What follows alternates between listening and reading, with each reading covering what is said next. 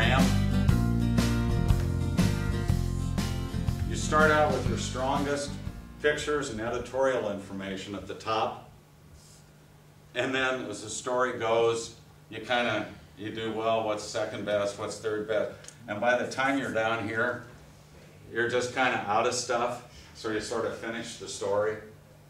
And that's sort of the boat ramp theory of producing. That rather than be like a boat ramp, this isn't the book, by the way, that he wants peaks and valleys. And I think he would argue that a story that does that same thing can also be a particularly effective story, because you don't use it all up in the beginning.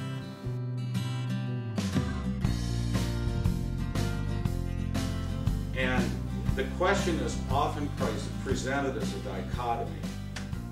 On one hand, do you entertain people? Or on the other hand, do you tell them what they want to know that's interesting and maybe even entertaining, or do you tell them what they need to know?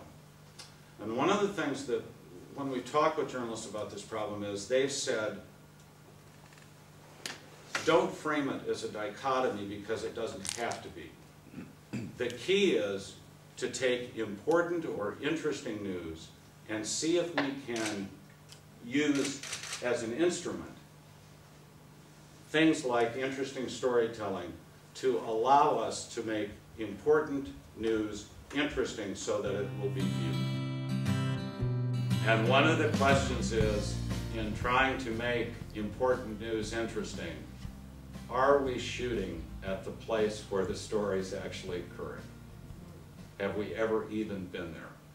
I often think about all the coverage I used to do of legislative debates, especially involving funding, whether they be schools or prisons or veterans hospitals, all of these places, and how many of those I covered entire stories without ever having made even an effort to go to the place where those stories were really about. They were not in a legislative hearing room. Yes, they were. That's where the debate was occurring. That's not where the story was occurring. And I never went there. So one of the questions you can ask yourself is, in all this shooting we're doing, are we really shooting in the right, where this story is taking place? And I'm not a great storyteller, but I love to listen to great storytellers describe how they do it, and they talk about the element of surprise occasionally in a story, and the use of natural sound to just occasionally break it up, give that little element of serendipity of surprise.